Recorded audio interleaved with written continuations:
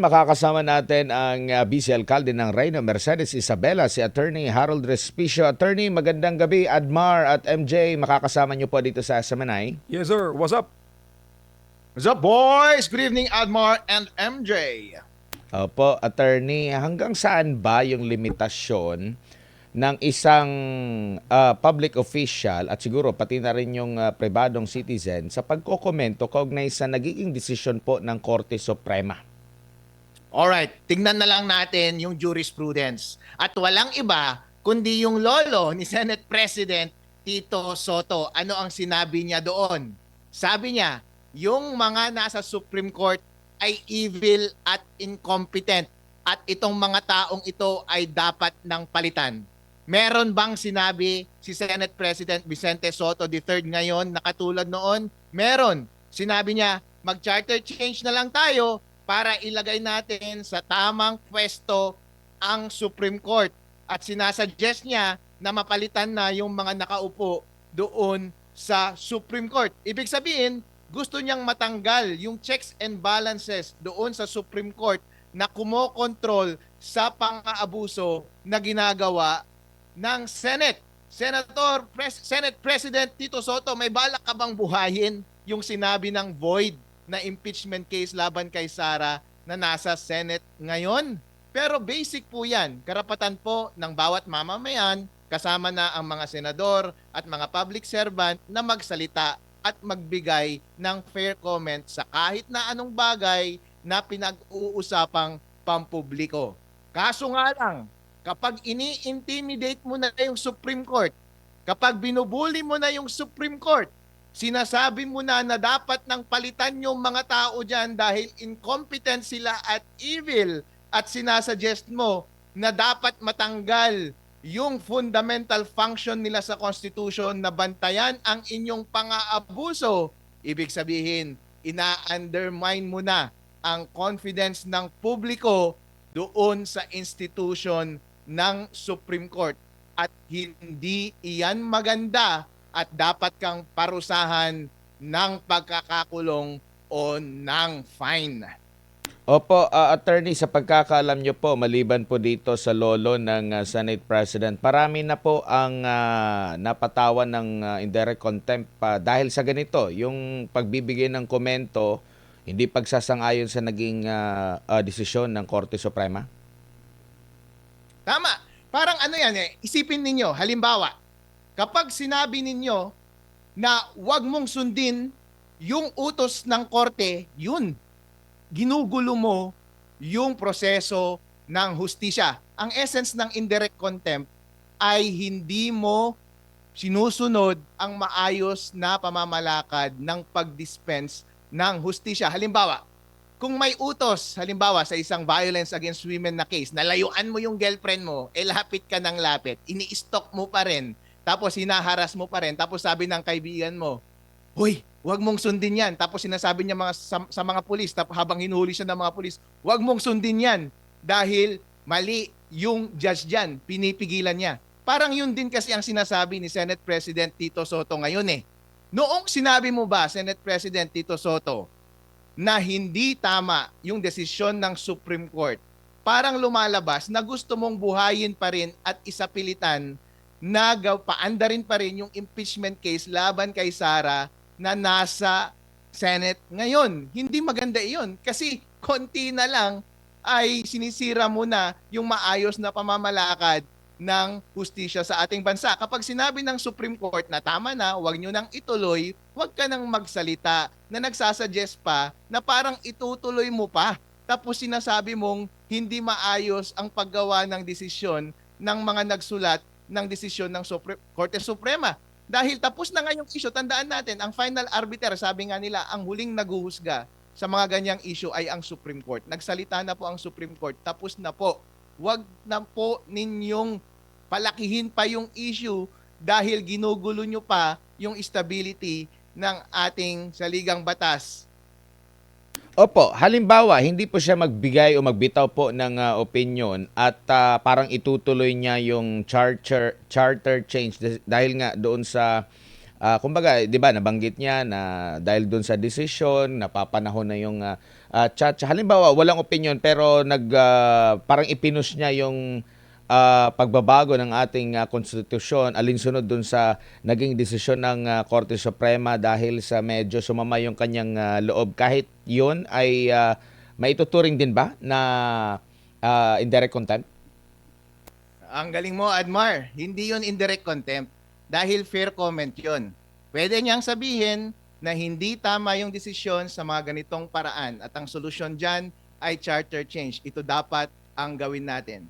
Kaso nga lang, kapag inatake mo na yung pagkatao ng ponente, ang mga miyembro ng Supreme Court, at sinasuggest mo na sa pamamagitan ng pagbabago ng ating konstitusyon ay para mapalitan yung linya ng mga nasa Supreme Court ngayon, ibig sabihin, meron ka ng bad faith na tinitirada yung mga taong nakaupo doon at yun ay delikado dahil na-undermine niya yung confidence ng publiko sa institusyon ng hustisya.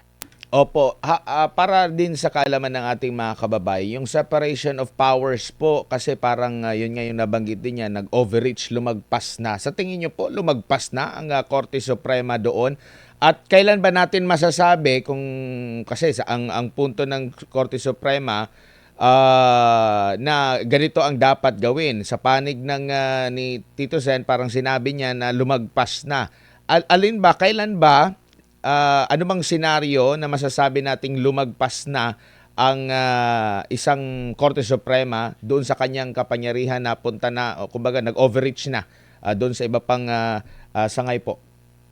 Admar, dito sa decision na ito, hindi lumagpas ang Supreme Court.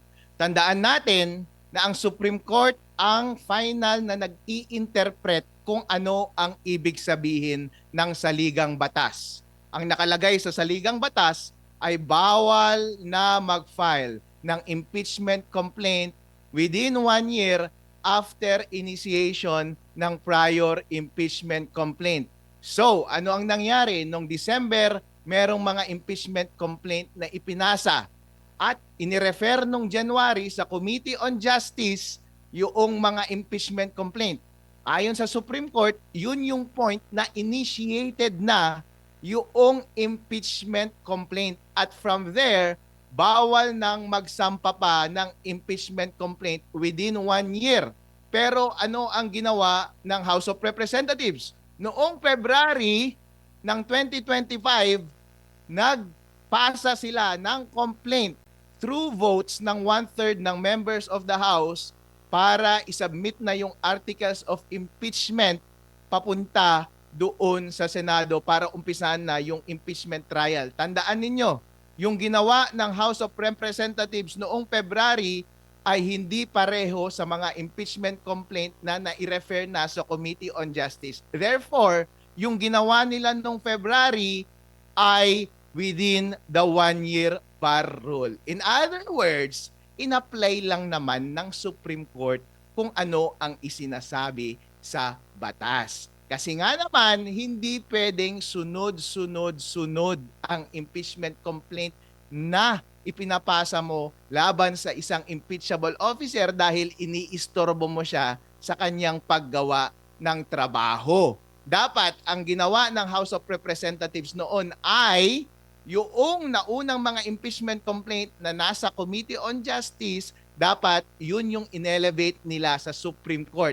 Hindi dapat sila gumawa ng kanilang sariling impeachment complaint which served as the articles of impeachment na ipinagbotohan ng 1/3 papunta sa Senate. Tandaan natin, doon sa ating konstitusyon, pwedeng magsampa ng kaso ang isang private individual na endorse ng isang congressman or ng isang congressman or through 1/3 na direktang boto ng mga members ng House of Representatives na binoboto ang isang impeachment complaint which would serve as the articles of impeachment. In other words, itong tatlong ito na paraan para magsampa ng impeachment, pwede kayong gumawa ng ganitong mga style o pamamaraan para magsampa ng impeachment complaint. Pero if at least one of them was referred already doon sa Committee on Justice, deemed initiated na yung impeachment complaint.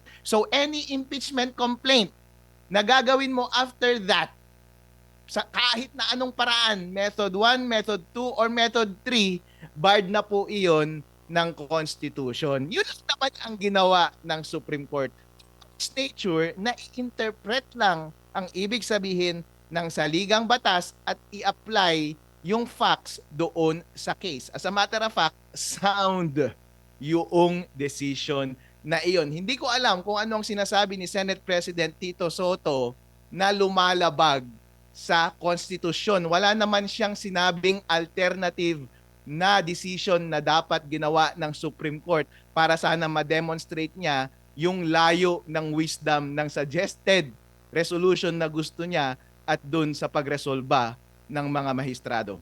Ito rin ba yung dahilan kung bakit itong si Congresswoman Leila de Lima nung una, kasi 'di ba nung last year nung inilabas ito ng Korte Suprema yung unang desisyon nila, medyo nakabanat din siya sa Korte Suprema. Pero kalaunan, humingi siya ng paumanhin doon sa kanyang naging banat. Sabi pa nga niya dito, I regret and most humbly apologize to the Supreme Court for characterizing the impeachment decision as ex parte. Kumbaga, ito yung reason kung bakit humingi siya ng paumanhin din during that time na nakapuna siya, attorney, kasi pwede siyang mapatawan ng indirect contempt dito. Ano pa ito? July pa ito, after na ito nung unang desisyon ng Korte Suprema.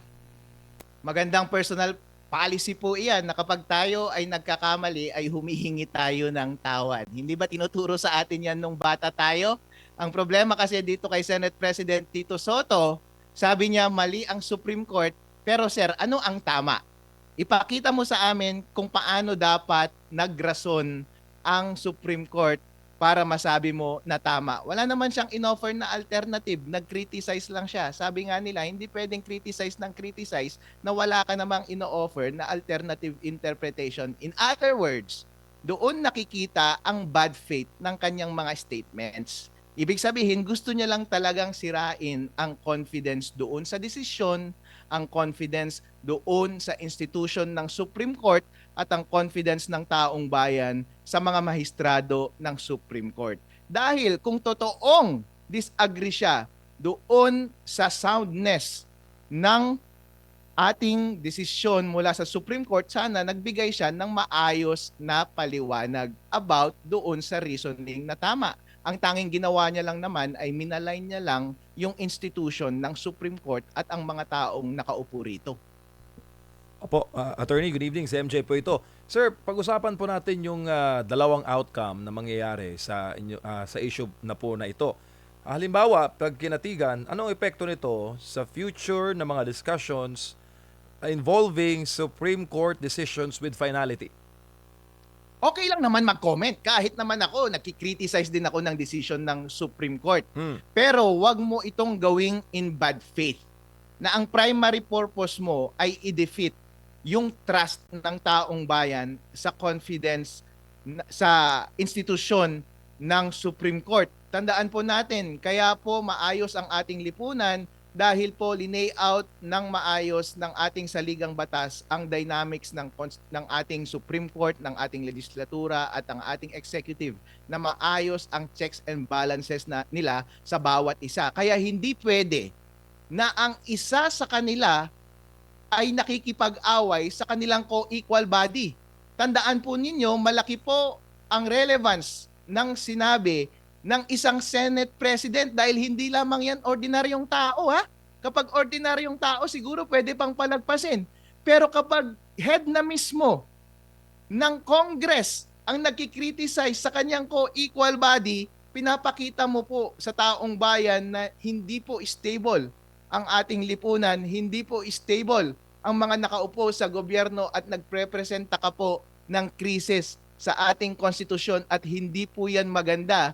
Dahil para i-advance mo ang iyong sariling department ay hinihila mo pababa ang iyong co-equal department. Kayong tatlong department, kayo ang foundation ng maayos na civil society dito sa Pilipinas. Tapos sisirain mo ang isa para lamang tumuwid at i-advance kung anumang political agenda ng isang leg ng ating demokrasya. Babagsak po ang buong Pilipinas kapag ganyan. Kaya napakahalaga po na kontrolin yung mga ganitong klaseng pananalita, especially kapag mabigat ang consequence ng pananalitang ganyan, lalo na ang nagsasalita ay kasing bigat ng mga kinikriticize niya.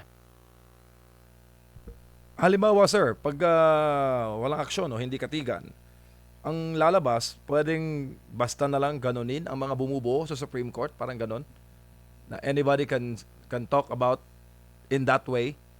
Sir, Maganda po na nag-file tayo ng formal petition sa Supreme Court para makapag-comment ang Supreme Court sa bagay na ito. Sa tatlong branches ng ating government, ang judiciary lang ang nagme-maintain ng maayos na ugali. Yung legislature at executive at mga commentators sa public ay nagbuburdagulan na, pero yung hudikatura hindi pa rin nagsasalita yan para lang ma-preserve yung kanilang dignidad. Pero po, kapag nagsampa tayo ng petisyon na katulad nito, magkakaroon sila ng pagkakataon na idepensa nila ang kanilang sarili. At dun sa kanilang panunulat, maa-assess na nila yung quality and repercussions ng mga pahayag ni Senate President Tito Soto. Halimbawa, marami pong case na indirect contempt na dismissed. Yung parusang fine at yung parusang imprisonment. Pero at any rate, marami pong mga paggalit na ginawa doon sa mga desisyon na yon sa pamamagitan ng discussion ng Supreme Court. Halimbawa, sasabihin ng Supreme Court, i-dismiss tong petition na ito dahil sa freedom of speech ng speaker. Pero in any event, mabigat naming pinagsasabihan yung nagsabi nito na wag mo nang uulitin at hindi maganda yung ganyan mong sinasabi dahil kanyang ina-undermine yung confidence ng public sa institusyon ng Supreme Court. At least nagkaroon ng pagkakataon ang ating judiciary na idepensa nila ang sarili nila. Otherwise, ibubuli na lamang sila ng pinakamataas na nakaupo sa legislative department at hindi po yun ang dapat na mangyari. Tandaan natin, kaya naparusahan yung lolo ni Tito Soto noong 1949 ay dahil senador rin siya noon. At sinabi ng Supreme Court na ini-intimidate niya yung Supreme Court at yung mga members ng Supreme Court at binubuli sila. At yun ang ginagawa ni Tito Soto ngayon. Bilang Senate President, ginagamit niya ang kanyang posisyon para ma-intimidate ang mga miyembro ng co-equal department ng legislature na ang namumuno ay yung speaker mismo na si Senate President Tito Soto. Hindi po yan, delikado po yan, masyadong masakit, mabigat, masyado ang sinabi mo, sir. paano naman attorney pagsabihin na hindi naman yun paninira, political statement lang naman at ang Senado, ang Kongreso, politika po ang negosyo doon. Hindi naman para katulad sa Supreme Court na mga batas at konstitusyon po ang pinag-uusapan.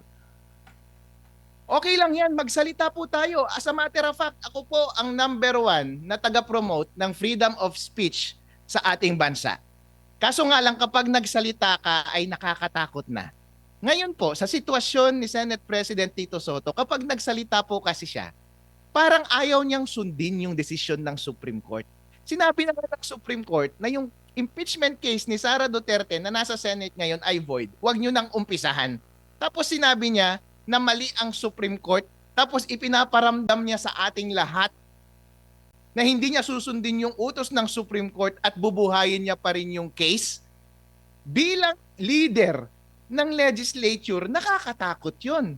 In other words, meron talaga siyang pinapresenta na threat at nakakanervyos yun sa ating mga mamamayan dahil dinedestabilize niya ang ating lipunan. Kapag hindi na po rinerespeto ng mga pinakamatataas na tao sa executive, sa legislative at sa judiciary, yung constitution, magkakagulo po ang ating bansa. At yun lang po ang aming pinoprotektahan. Ang mensahe lang namin kay Senate President Tito Soto ay, bilang leader ng legislature, sir, maging maingat po sana kayo sa inyong pananalita dahil mabigat po ang karga ninyo, mabigat po ang dating niyan, malakas po ang weight ng bawat bigkas ninyo at malaki po ang epekto niyan sa dignidad at confidence ng taong bayan sa ibang department ng ating gobyerno. Opo, sir, anong comment ninyo sa sinabi po ni Tito Sen na yung desisyon daw po ng kataas-taasang hukuman ay isa pong impossible dream at nang himasok sa kapangyarihan po ng Kongreso to initiate and try impeachment cases? Sana ipinaliwanag niya bakit impossible dream. Ano ba ang konsepto niya ng dream? Sana ipaniwanag niya kung bakit mas magaling pa daw ang first year student kaysa sa mga mahistrado ng Supreme Court.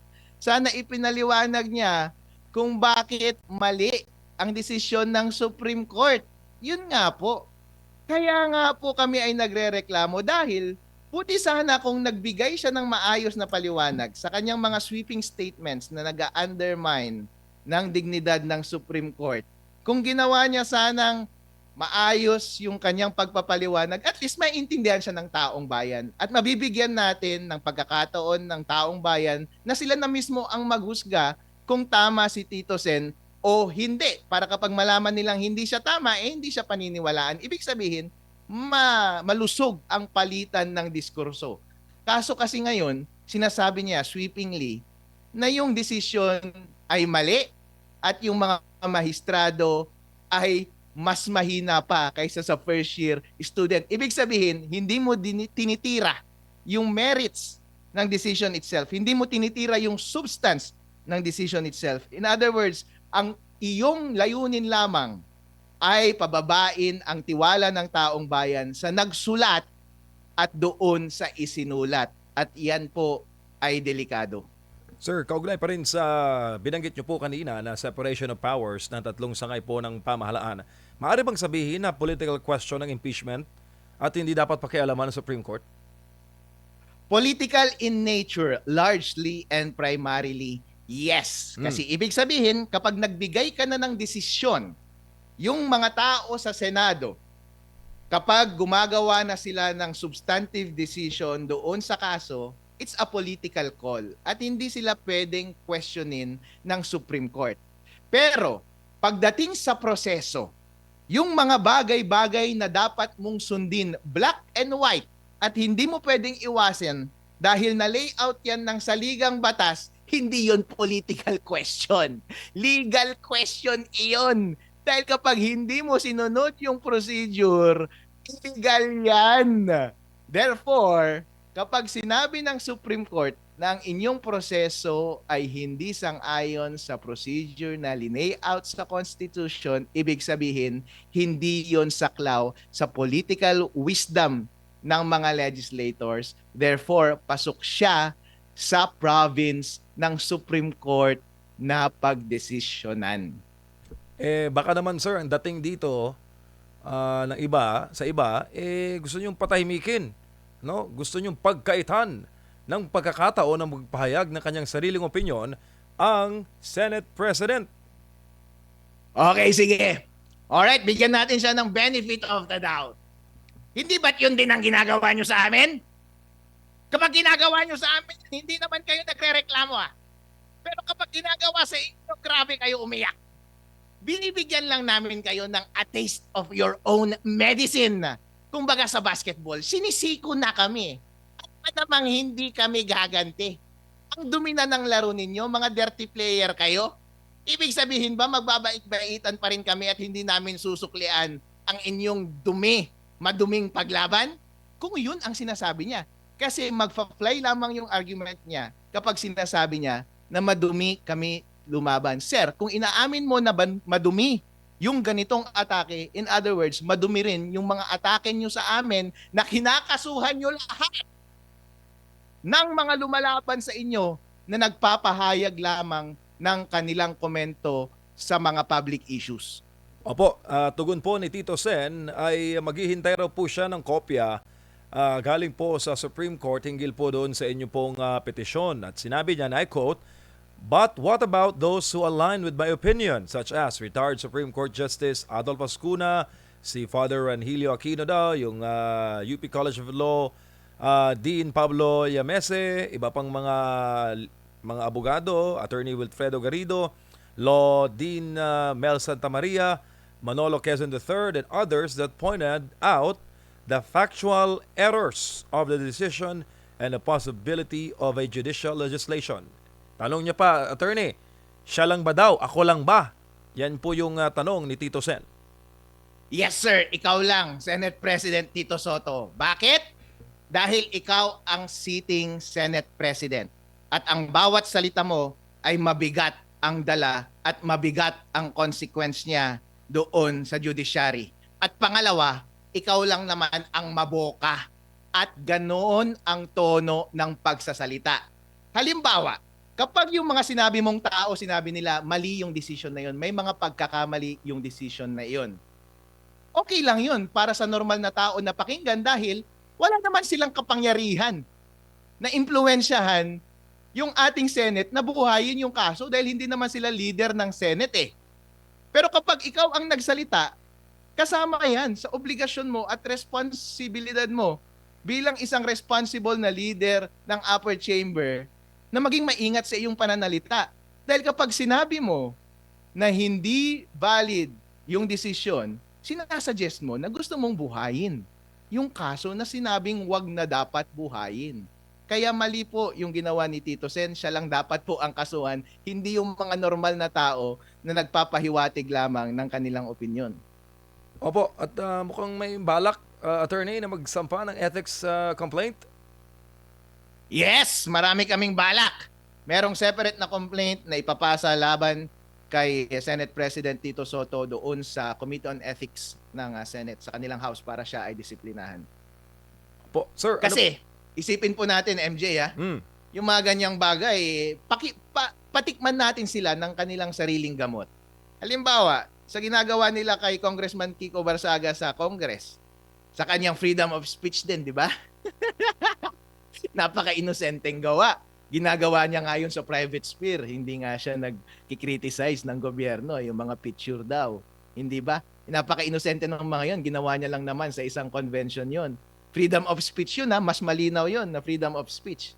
Pero inaabuso siya. Ngayon naman, sir, try mong tikman yung mapait na gamot na isineserbisyo nyo sa amin. Huwag kang umiyak, okay?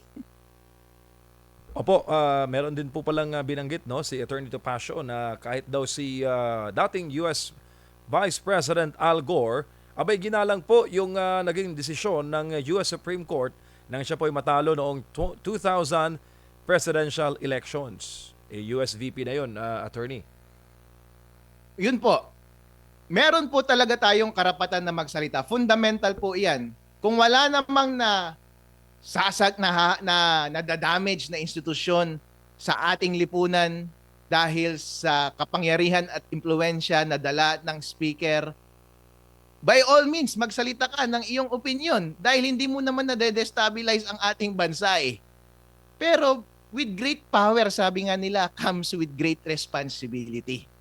Kapag meron kang mabigat na impluensya, ikaw ang leader ng ating lehislatura, huwag kang magsalita ng mga masasakit na salita na naninira sa iyong co-equal na sangay sa ating gobyerno. Sir, ano pong mensahe ninyo sa taong bayan na matindi po ang pagtutok sa mga isyu ngayon sa politika, usapin ng batas at usapin po ng korupsyon at pananagutan sa ating bansa? Mga kababayan, ako si Attorney Harold Respicio at kasama ko ang mga mabibigat na mga abogado at politiko sa ating bansa na lumalaban sa mga korupsyon at pang-aabuso ng administrasyon na ito laban sa kanilang mga oppositors sa politika. Ang masama po ay kapag binubugbog na tayo at hindi tayo lumalaban.